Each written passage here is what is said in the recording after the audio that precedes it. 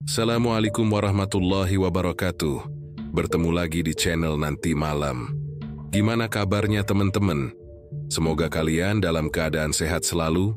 Malam ini saya akan membawakan cerita kisah pesugihan penjual sayur keliling. Jangan lupa subscribe dan nyalakan lonceng notifikasinya, agar nggak ketinggalan cerita horor berikutnya.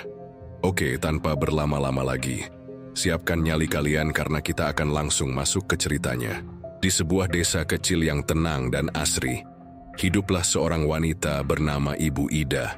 Ia berusia 40 tahun. Tubuhnya agak kurus karena terbiasa bekerja keras. Meski begitu, wajahnya selalu terlihat ramah. Ada ketenangan dalam senyumnya, seolah tak pernah lelah menjalani hidup. Setiap hari, Ibu Ida bangun lebih awal dari penduduk desa lainnya. Saat langit masih gelap dan embun belum mengering, ia sudah bersiap-siap. Tangannya cekatan menyiapkan keranjang belanja dan gerobak kecil yang setia menemaninya berjualan. Ia lalu pergi ke pasar di desa sebelah, memilih sayur-sayuran segar satu persatu. Bayam harus hijau dan segar, tomat jangan ada yang busuk, kangkung harus yang batangnya muda. Gumamnya sambil memeriksa dagangannya dengan teliti. Ibu Ida bukan hanya pedagang biasa. Ia percaya bahwa rezeki harus dicari dengan kejujuran. Karena itulah ia selalu memastikan sayur yang dijual adalah yang terbaik. Sepulang dari pasar, ia mulai berkeliling desa. Suaranya lantang tapi penuh keramahan saat menawarkan dagangan. Sayur segar, bayam, kangkung, tomat, wortel. Ayo bu, yang mau masak siang? Setiap kali lewat, ibu-ibu desa langsung keluar. Mereka sudah hafal suara Ibu Ida. Bahkan banyak yang sengaja menunggu di depan rumah. Bu Ida ini sayurnya selalu segar, nggak pernah tipu-tipu. Orangnya juga baik. Kalau lagi nggak punya uang, kita boleh ngutang dulu. Siapa yang nggak mau langganan sama dia? Begitu kata salah seorang ibu di desa. Ibu Ida memang dikenal baik hati. Ia selalu tersenyum meski tubuhnya lelah. Baginya, bekerja keras demi anak-anaknya adalah kebahagiaan. Di rumah, Ibu Ida tinggal bersama dua anaknya yang sudah beranjak remaja. Ada juga menantunya, Sari, yang ikut tinggal di sana. Sari adalah istri dari anak sulungnya yang merantau ke kota untuk bekerja. Sari wanita yang rajin dan sabar. Ia sering membantu Ibu Ida beres-beres rumah dan menyiapkan makanan saat Ibu Ida pulang berjualan. Hidup mereka sederhana, tapi hangat. Walau penghasilan Ibu Ida tidak seberapa, mereka selalu makan bersama dengan syukur dat, namun tak jauh dari rumah Ibu Ida. Ada seorang pedagang sayur lain bernama Bu Rini. Bu Rini usianya tak jauh berbeda dari Ibu Ida, tapi perangainya jauh berbeda. Ia juga berjualan sayur keliling, tapi dagangannya tak pernah seramai Ibu Ida. Setiap pagi, Bu Rini lewat di jalan yang sama. Suaranya pun sama lantangnya. Sayur segar, lebih murah dari yang lain, serunya. Tapi tetap saja pelanggannya sepi. Orang-orang lebih suka belanja ke Ibu Ida. Bu Rini mulai merasa iri. Setiap kali melihat Ibu Ida tersenyum sambil membawa pulang gerobak kosong, tandanya dagangan habis. Ia merasa dadanya terbakar. Kenapa orang-orang lebih suka beli di dia? Sayuranku juga segar, aku juga capek jualan. Kenapa cuman dia yang laris? Gerutunya suatu hari sambil menatap Ibu Ida dari kejauhan dengan sorot mata penuh kebencian. Ibu Ida sendiri tak pernah tahu kalau ada orang yang membencinya. Ia tetap menjalani harinya seperti biasa, tersenyum, menyapa tetangga, dan melayani pembeli dengan sabar. Tapi tanpa ia sadari, dari kejauhan Bu Rini terus mengawasinya dengan tatapan yang makin lama makin kelam. Dan dari sinilah benih kebencian mulai tumbuh. Hari-hari berlalu dan Ibu Ida tetap berjualan seperti biasa. Ia tak pernah lelah. Pagi-pagi buta saat orang lain masih terlelap, ia sudah berangkat ke pasar. Pulang dari pasar, ia langsung berkeliling desa dengan gerobak kecilnya. Pelanggan Ibu Ida semakin banyak. Bahkan, ada beberapa orang dari desa sebelah yang sengaja datang ke kampungnya hanya untuk membeli sayur darinya. Sayurnya segar-segar dan murah. Bu Ida juga orangnya ramah. Enak kalau belanja sama dia, kata warga yang jadi langganan. Sementara itu Bu Rini semakin gigit jari. Dagangannya makin sepi. Setiap kali lewat hanya 1-2 orang yang mau membeli. Itu pun karena kasihan. Kenapa sih semua orang suka sama Ibu Ida? Aku juga dagang sayur. Apa kurangnya aku? Geram Bu Rini di dalam hatinya. Ia mencoba berbagai cara. Ia mulai menurunkan harga sayurnya jauh lebih murah dari harga pasar. Bayam 1.000 aja, 1.000 dapat banyak. Teriak Bu Rini sambil mendorong gerobaknya. Tapi meski harganya lebih murah, orang-orang tetap lebih memilih Ibu Ida. Mereka bilang, murah percuma kalau sayurnya layu. Bu Rini makin panas hati. Ia lalu menyebarkan gosip. Katanya sih Ibu Ida pakai pengawet biar sayurnya awet segar begitu. Hati-hati, nanti sakit perut loh, bisik Bu Rini ke beberapa warga. Tapi lagi-lagi usahanya gagal. Warga desa sudah kenal siapa Ibu Ida. Mereka tahu betul Ibu Ida tak akan pernah melakukan hal curang semacam itu. Bu Rini cuman iri aja. Orang jujur kayak Bu Ida mana mungkin begitu, kata salah satu warga. Mendengar itu, Bu Rini semakin geram. Hingga suatu hari, nasib buruk benar-benar menghampirinya. Saat itu hujan turun deras. Bu Rini tetap nekat berjualan. Ia berharap ada pelanggan yang kasihan lalu membeli dagangannya. Tapi harapannya sirna. Tak satu pun orang keluar rumah. Dagangan Bu Rini tak ada yang laku. Sayurnya basah, layu, dan busuk. Dengan hati hancur ia pulang. Di depan rumahnya yang sempit dan kumuh, Bu Rini duduk memeluk lutut. Hujan terus membasahi tubuhnya, tapi ia tak peduli. Ia menatap kosong ke jalanan yang becek sambil bergumam lirih. Suaranya gemetar karena emosi yang tertahan. Kalau begini terus aku bisa bangkrut. Aku harus cari cara lain. Apapun caranya, air matanya bercampur air hujan. Dalam hati kecilnya ia tahu seharusnya ia bekerja lebih keras. Bukannya iri, tapi hatinya sudah tertutup amarah. Ia hanya ingin satu hal, melihat Ibu Ida hancur dan dirinya menang. Malam itu, saat desa sudah sunyi, Bu Rini duduk di teras rumahnya. Matanya kosong menatap langit gelap. Tiba-tiba dari arah jalanan sepi, muncul sosok pria tua berpakaian lusuh. Wajahnya keriput dan tubuhnya bungkuk. Matanya tajam dan sorotannya menusuk. Ia berhenti di depan rumah Bu Rini. Kau butuh cara biar daganganmu laris, kan? Suara pria itu serak dan dalam. Bu Rini tersentak. Siapa kamu? Tanyanya waspada. Pria itu hanya tersenyum miring. Senyumnya terasa aneh dan menakutkan.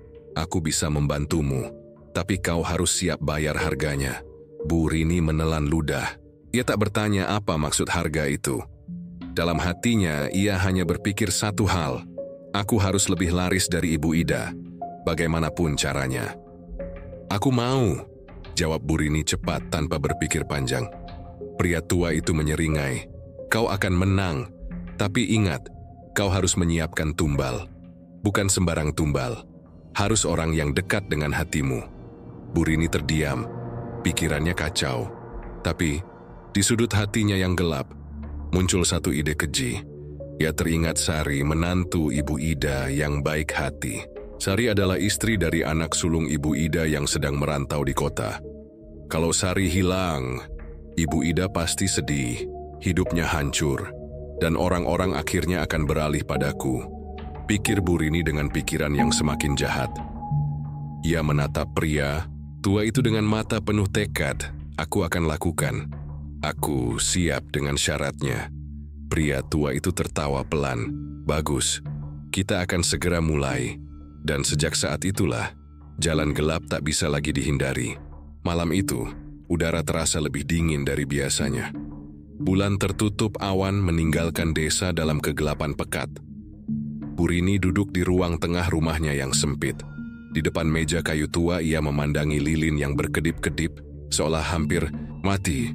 Hatinya berdebar. Suara pria tua tadi masih terngiang di telinganya. Aku bisa bantu, asal kau siapkan tumbal yang pantas. Dalam pikirannya, nama Sari terus berputar. Sari adalah menantu Ibu Ida.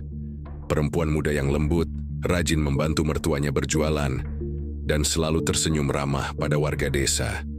Bu Rini tahu, Ibu Ida sangat menyayangi Sari, bahkan lebih dari anak kandungnya sendiri. Bayangan wajah Sari terus muncul di kepalanya. Kalau dia hilang, Ibu Ida pasti hancur, dagangannya pasti sepi. Orang-orang pasti akan beralih ke aku, bisik Bu Rini pada dirinya sendiri. Tapi di sudut hatinya yang tersisa, masih ada keraguan. Dia kan menantuku sendiri, gumamnya pelan. Namun, begitu teringat gerobak sayurannya yang busuk dan rumahnya, yang hampir roboh, keraguan itu sirna. Aku harus menang apapun caranya. Tiba-tiba suara ketukan keras menggema di pintu rumahnya. Tok, tok, tok. Bu Rini tersentak, jantungnya berdetak kencang. Dengan tangan gemetar ia membuka pintu. Di balik gelapnya malam berdirilah sosok pria tua yang ia temui tadi. Tubuhnya lebih bungkuk, matanya berkilat tajam seperti binatang buas. Kau sudah siap? Suaranya serak seperti suara dari dasar sumur. Bu Rini mengangguk ragu. Saya mau dagangan saya laris, katanya dengan suara bergetar. Pria tua itu melangkah masuk tanpa diundang. Ia berjalan pelan seolah rumah Bu Rini adalah tempatnya sendiri. Lalu ia duduk di kursi reot dekat meja. Kau tahu apa yang harus kau lakukan, kan? Tanyanya sambil menatap Bu Rini tajam. Bu Rini menunduk, hatinya berkecamuk. Tapi tekadnya sudah bulat. Sari akan jadi tumbalnya. Pria itu menyeringai lebar, memperlihatkan gigi-giginya yang kuning dan hitam.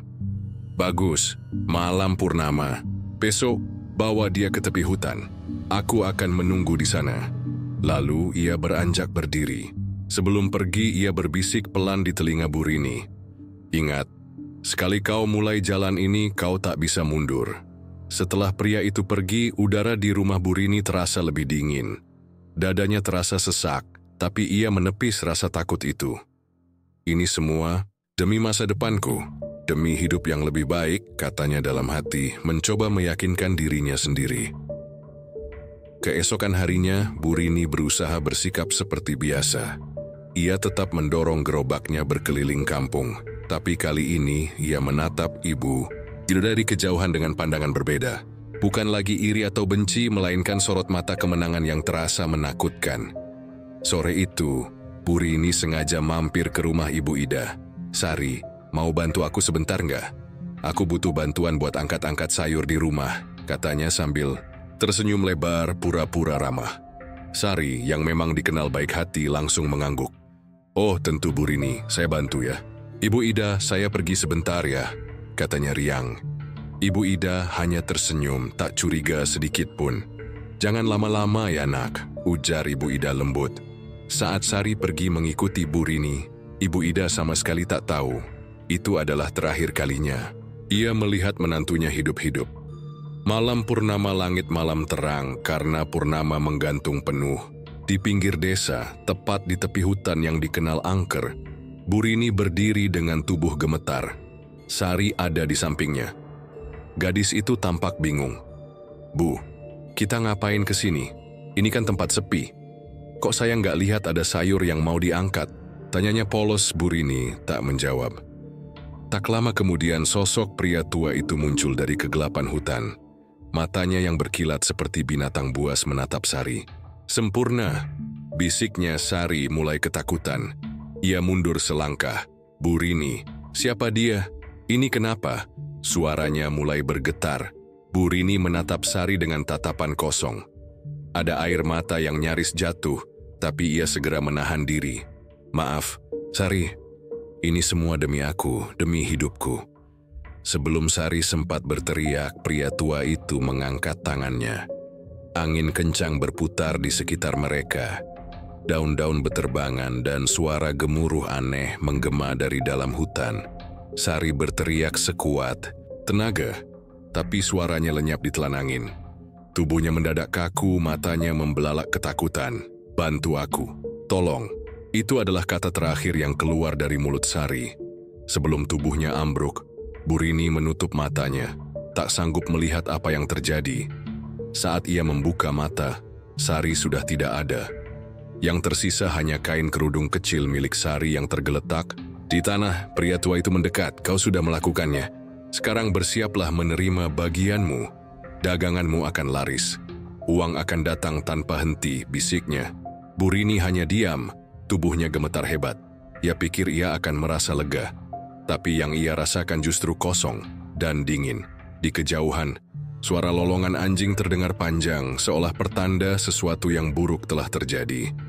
Dan Burini sama sekali belum menyadari.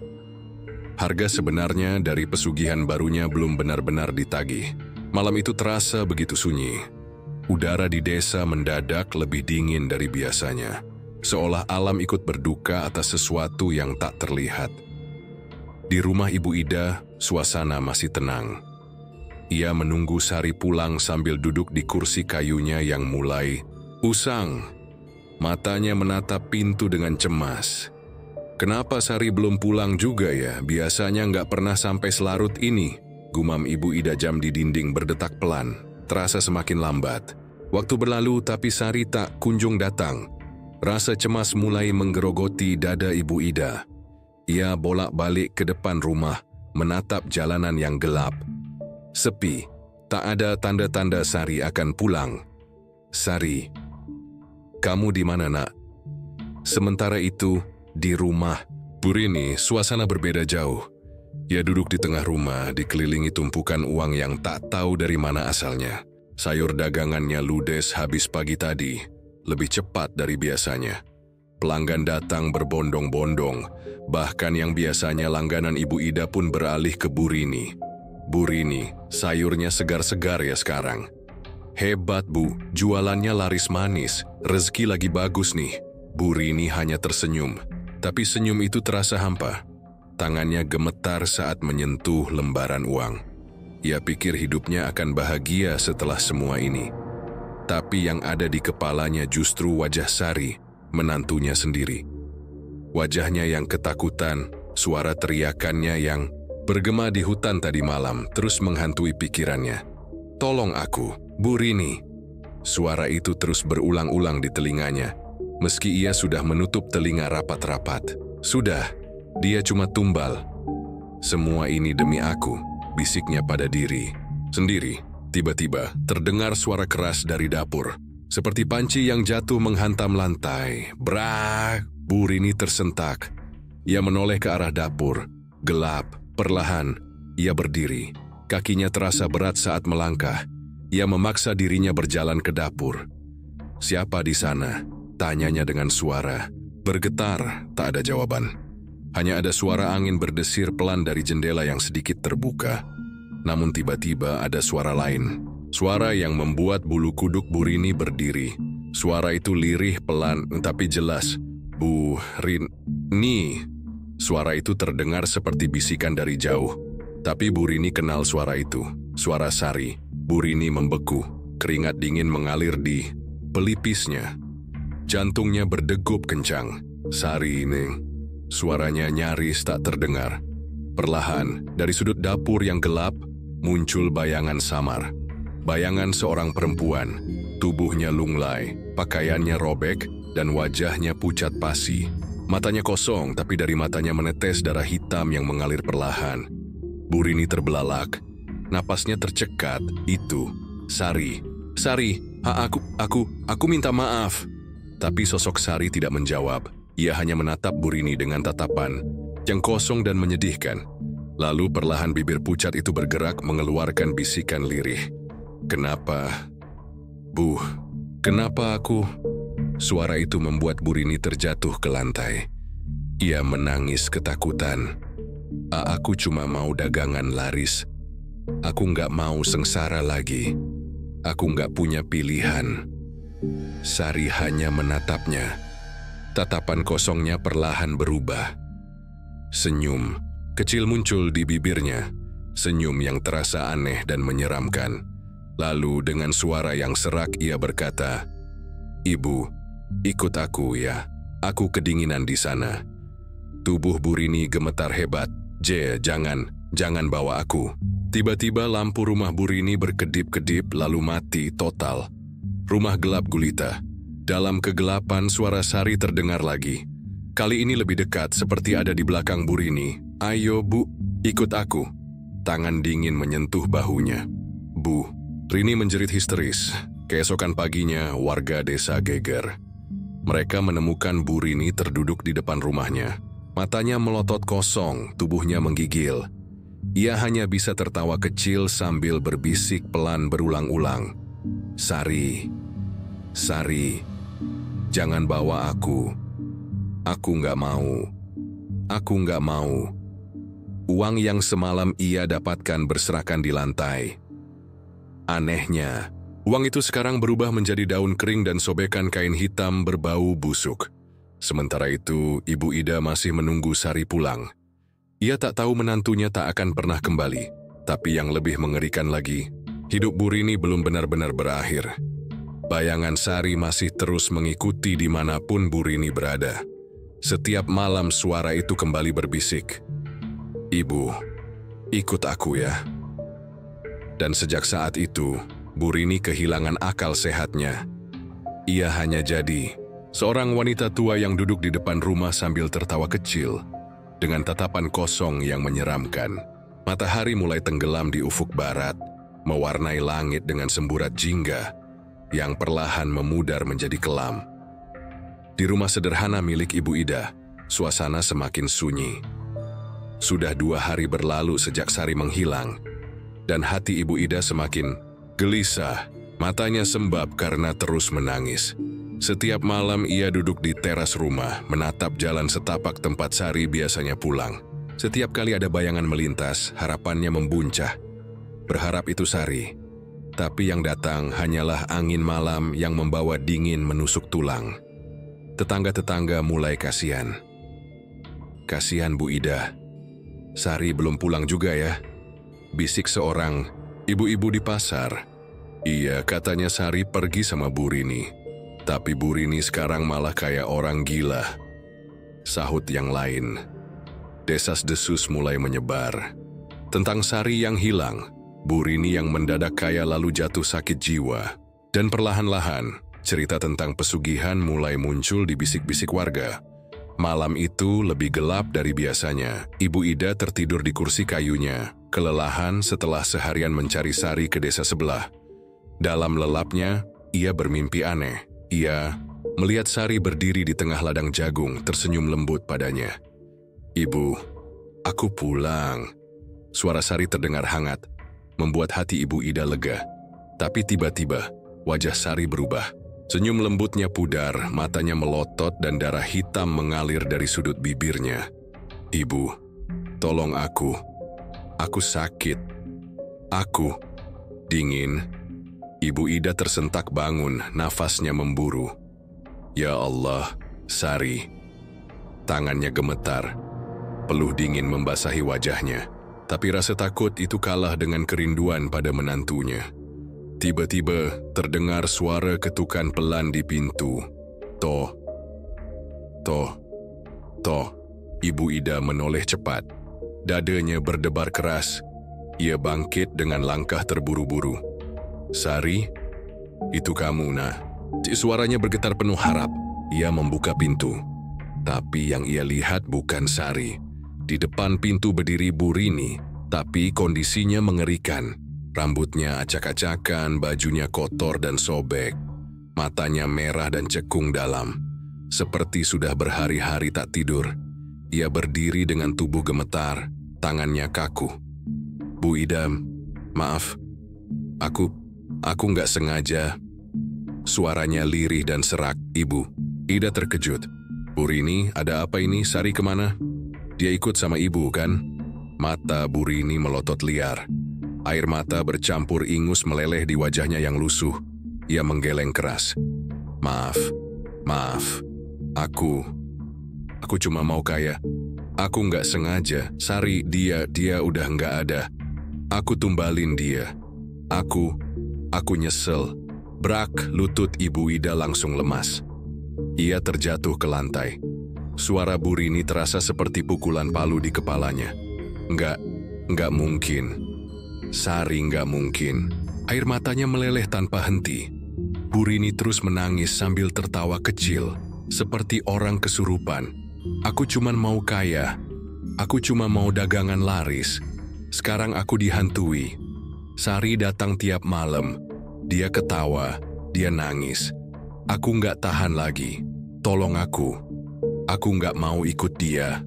Ibu Ida memandang Bu Rini dengan tatapan kosong. Rasa sedih di hatinya mendidih menjadi amarah yang tak terbendung. Kamu pembunuh! Suara Ibu Ida melengking histeris. Bu Rini hanya tertawa sambil terus menangis. Dia datang lagi. Dia datang. Dia ada di belakang ibu. Mata Bu Ida membelalak. Belum sempat ia bertanya, tiba-tiba udara di sekitarnya menjadi sangat dingin. Dari dalam rumah terdengar suara langkah pelan. Tuk, tuk, tuk. Ibu Ida menoleh ke arah suara itu. Di ambang, pintu dapur, samar-samar terlihat sosok yang sangat ia kenal. Sari, wajahnya pucat, matanya kosong dan berlinang darah hitam. Bajunya sobek, tubuhnya kotor seperti baru keluar dari kubur. Tapi yang paling menyayat hati, wajahnya masih tersenyum lembut meski penuh luka, Ibu. Aku pulang. Suara Sari terdengar lirih. Ibu Ida menangis terseduh-seduh. Sari, nak, Ibu kangen kamu. Sari melangkah mendekat. Tapi semakin dekat, wajahnya semakin berubah. Senyum lembutnya melengkung aneh. Matanya perlahan menjadi gelap, hitam legam seperti lubang tak berdasar. Ibu, ikut aku ya. Aku kesepian di sana. Tangan dingin Sari terjulur pelan ke arah Ibu Ida. Bu Rini menjerit histeris dan lari terpincang-pincang keluar rumah, meninggalkan Ibu Ida sendiri. Ibu Ida hanya bisa menatap menantunya dengan air mata bercucuran. Sari, jangan bawa Ibu, nah. Ibu sayang kamu. Sari hanya menatapnya dengan mata kosong, lalu berkata pelan, kenapa Ibu nggak nolong aku waktu itu? Aku dipanggil, aku diseret, aku sakit, Bu. Tubuh Ibu Ida bergetar hebat. Ia jatuh tersungkur sambil meratap histeris. Malam itu, warga desa mendengar jeritan panjang dari rumah Ibu Ida. Saat mereka datang, mereka menemukan Ibu Ida duduk memeluk kerudung Sari sambil bergumam sendiri. Sari, nak, Ibu kangen kamu, Ibu kangen. Matanya kosong, akalnya hilang. Bu Rini ditemukan tewas 3 hari kemudian di pinggir hutan, dengan wajah ketakutan dan tangan mencakar tanah. Orang-orang bilang, wajahnya membeku seperti sedang melihat sesuatu yang sangat mengerikan. Dan Ibu Ida, ia hidup dalam kegilaan, duduk di depan rumahnya setiap malam memanggil-manggil nama Sari. Kadang-kadang, warga desa masih mendengar bisikan lirih dari rumah itu. Ibu, aku kedinginan. Temenin aku ya. Hujan deras mengguyur desa malam itu. Kilatan petir menyambar langit, menyinari sebentar rumah tua milik Ibu Ida, yang kini tampak lebih kumuh dan menyeramkan. Dinding kayunya, yang dulu kokoh kini dipenuhi lumut dan retakan. Tak ada lagi wangi. Sayur segar di sana, hanya aroma apek dan busuk yang menyengat hidung. Ibu Ida duduk di depan rumah seperti biasa. Tubuhnya kurus kering, wajahnya kuyu. Matanya kosong menatap gelapnya jalanan. Bibirnya terus bergetar berbisik nama menantunya yang tak akan pernah kembali. Sari, nak, pulang ya. Ibu kangen. Desa sudah tak lagi ramai. Banyak warga yang memilih pindah karena merasa desa itu dikutuk. Setiap malam, mereka yang masih bertahan mendengar suara tangisan dan bisikan aneh dari rumah Ibu Ida. Bahkan ada yang mengaku melihat bayangan perempuan berdiri di jendela, menatap ke arah mereka dengan mata hitam legam. Malam itu, Pak Herman, seorang petani tua yang tinggal tak jauh dari rumah Bu Ida, memberanikan diri untuk mendatangi rumah tersebut. Ia tak tahan lagi mendengar suara rintihan yang terus mengganggu. Tidurnya, dengan senter kecil di tangannya, Pak Herman berjalan pelan-pelan mendekati rumah itu. Halo, Bu Ida. Bu, sampean baik-baik aja? Tak ada jawaban, hanya suara hujan yang mengguyur atap rumah yang terdengar. Pak Herman menelan ludah. Perasaannya tak enak. Ia mengetuk pintu, tok, tok, tok. Bu Ida, saya Pak Herman, Bu, mau ngecek keadaan sampean.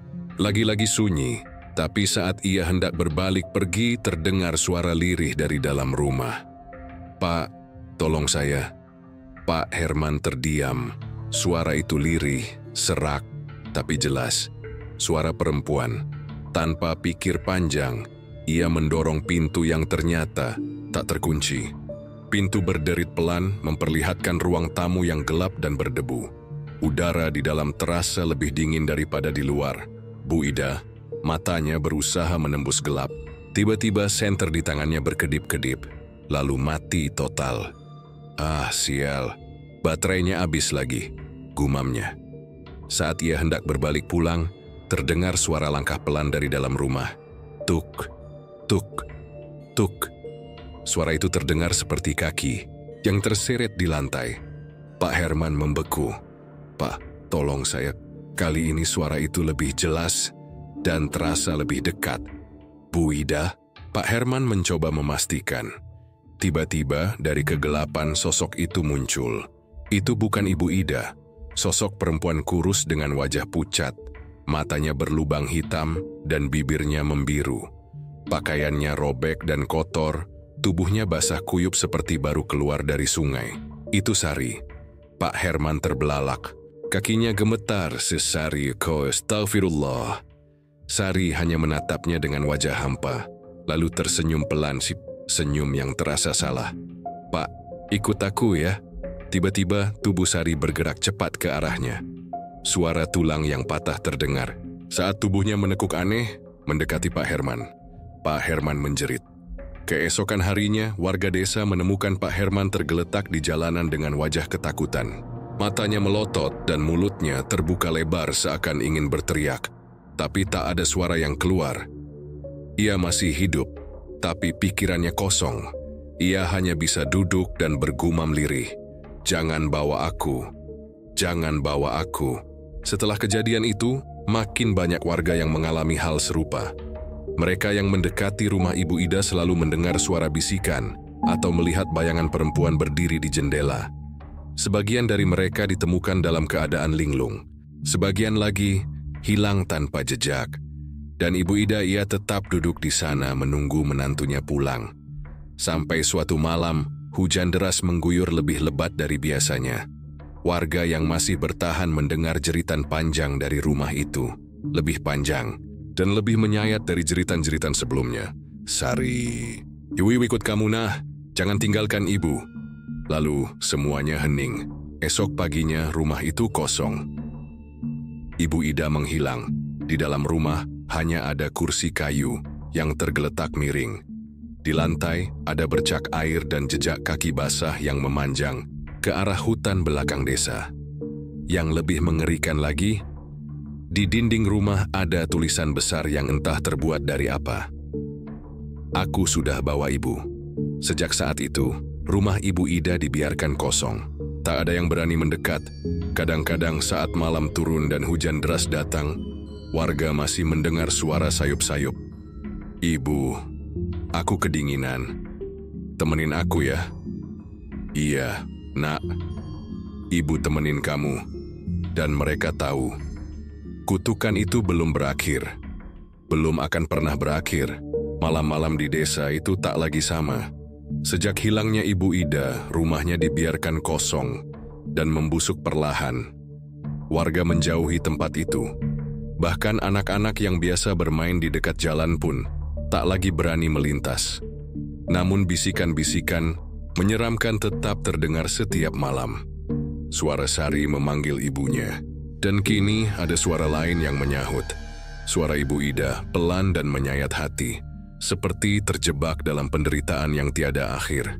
Sari, ibu di sini, nak. Ibu temenin kamu. 2 bulan kemudian, desa mulai kedatangan orang-orang luar yang penasaran dengan kisah angker rumah Ibu Ida. Ada beberapa anak muda yang nekat datang di malam hari demi membuktikan keberanian mereka. Mereka pikir itu hanya mitos. Mereka salah. Suatu malam, 3 pemuda dari desa sebelah datang dengan motor dari sekolah bawa senter dan kamera. Tujuan mereka sederhana, merekam keadaan rumah dan membuktikan bahwa semua itu cuma omong kosong. Paling juga nggak ada apa-apa.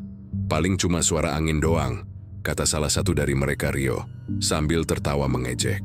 Mereka berdiri di depan rumah Ibu Ida. Bangunan itu kini lebih menyeramkan. Cat kayunya terkelupas, jendelanya pecah sebagian, dan pintunya menggantung miring. Ada bau busuk menyengat yang keluar dari dalam rumah. "Ayo masuk," ajak Rudi temannya. Mereka masuk perlahan, langkah kaki berderit di atas lantai kayu yang rapuh.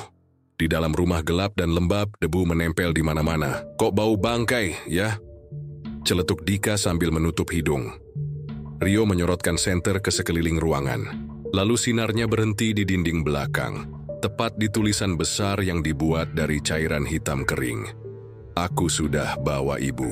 Waduh, serem juga ya. Rio mulai ragu. "Udah, jangan penakut. Kita ke belakang, katanya dapurnya lebih angker."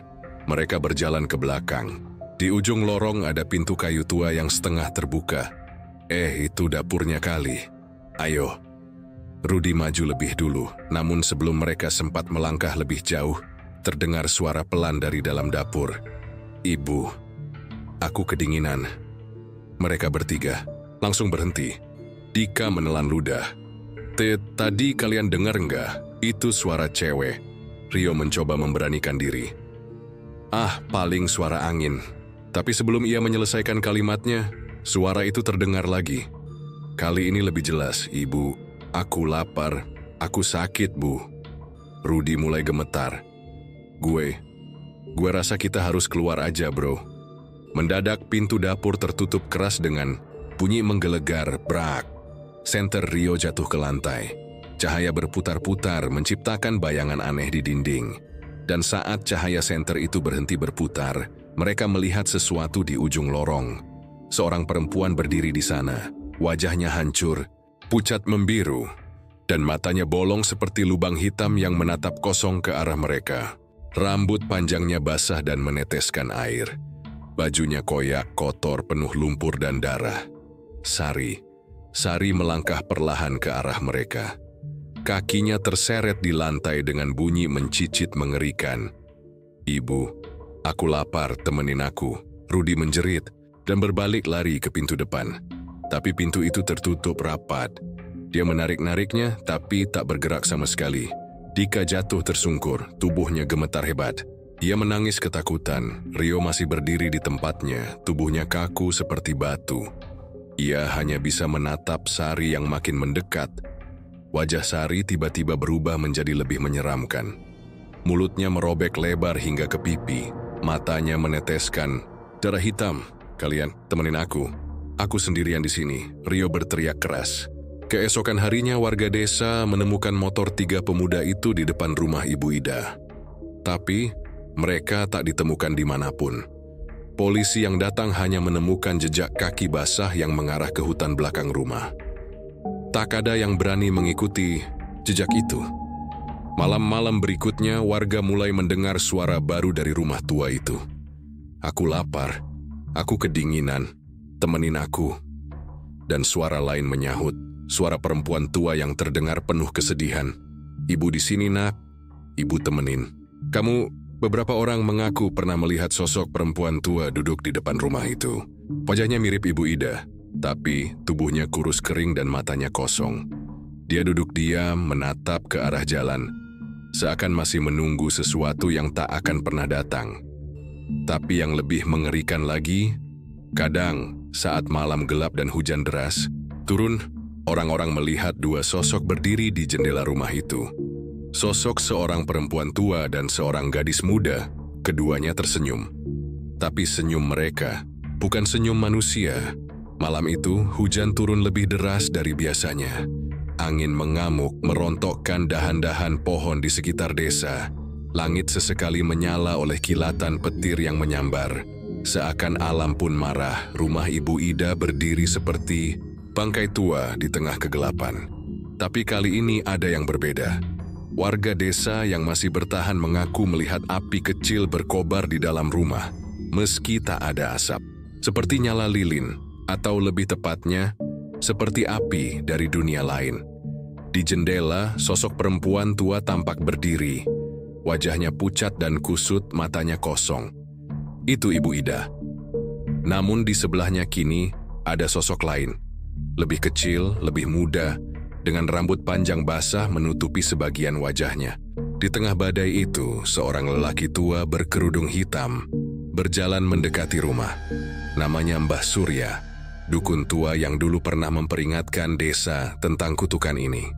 Ia datang membawa tongkat kayu dan sebungkus kain putih yang berisi kembang 7 rupa dan segenggam tanah kuburan. Warga yang melihat hanya bisa berdoa dari kejauhan. Mereka tak berani mendekat. Mbah Surya berhenti tepat di depan pintu rumah. Suaranya parau dan bergetar saat mulai melantunkan doa-doa. Assalamualaikum. Rumah itu bergemuruh. Pintu yang sudah setengah lepas berderit pelan. Dari dalam terdengar, suara bukan suara manusia, tapi suara rintihan. Seperti ribuan orang yang merintih dalam kesakitan bersamaan. Mbah Surya mengetukkan tongkatnya 3 kali ke tanah. Tok, aku datang bukan untuk melawan, aku datang untuk membebaskan.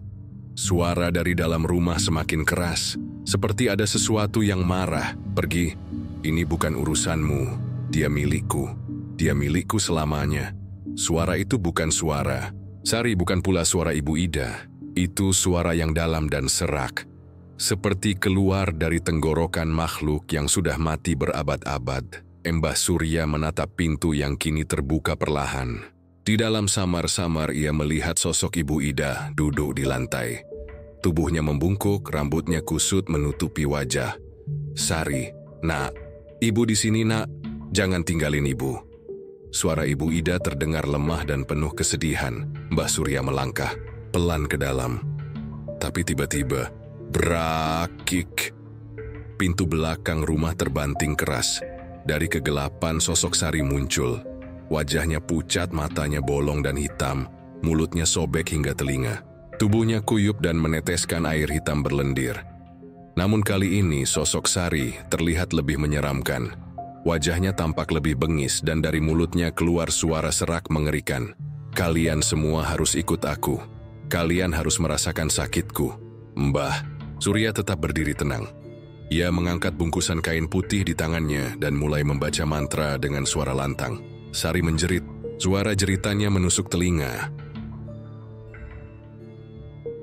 Tubuhnya bergetar dan menjerit makin keras. Tapi di tengah jeritan itu, wajah Sari tampak berubah. Sesaat, wajahnya kembali seperti dulu. Wajah gadis muda yang cantik dan baik hati. Air mata hitam mengalir di pipinya. Ibu, tolong aku, Bu. Aku kedinginan. Aku sakit, Bu. Ibu Ida menatap Sari dengan mata berkaca-kaca. Ia berusaha bangkit, tapi tubuhnya terlalu lemah. Mbah Surya tahu, ini saatnya. Ia melangkah maju dan memercikkan air bunga ke arah Sari. Sari, pulanglah. Tempatmu bukan di sini lagi. Tapi tiba-tiba sosok Sari berhenti menangis. Ia menunduk, lalu mengangkat wajahnya dengan ekspresi yang kini sangat berbeda. Ia tersenyum. Senyum yang salah. Aku nggak mau sendiri, Mbah. Aku mau teman, aku mau ibu ikut aku. Sari melesat ke arah Ibu Ida. Ibu, ayo ikut aku. Jangan tinggalin aku lagi. Mbah Surya berteriak. Tidak. Ia melempar bungkusan kain putih ke lantai. Bungkusan itu terbakar dengan api biru. Dan seluruh rumah berguncang hebat. Dinding-dinding kayu mulai retak dan roboh. Sari berteriak melengking, tubuhnya melintir aneh. Perlahan, sosoknya memudar. Ibu Ida menangis terseduh. Tubuhnya merosot ke lantai, gemetar. Sari, maafin ibu. Dalam tangisnya, Ibu Ida tersenyum lemah. Sari, ibu ikut kamu, nak. Ibu nggak mau kamu sendirian lagi. Mbah Surya berusaha menahan, tapi sudah terlambat. Ibu Ida mengangkat tangannya, seolah hendak meraih Sari. Tubuhnya mendadak kaku, matanya melotot ke atas dan dari mulutnya keluar suara aneh seperti gemuruh. Lalu, hening. Tubuh Ibu Ida jatuh lemas, dan di ujung ruangan sosok Sari benar-benar menghilang. Esok paginya rumah Ibu Ida sudah tak ada, hanya tersisa puing-puing. Hitam bekas terbakar, tak ada jasad, tak ada jejak. Namun warga desa yang melintas bersumpah mendengar suara lirih dari arah reruntuhan. Suara perempuan. Ibu di sini, nak. Ibu temenin kamu. Terima kasih buat teman-teman yang sudah mendengarkan ceritanya. Jangan lupa tinggalkan pesan dari cerita tersebut di kolom komentar. Semoga kalian sehat selalu dan lancar rezeki. Saya pamit undur diri. Wassalamualaikum warahmatullahi wabarakatuh.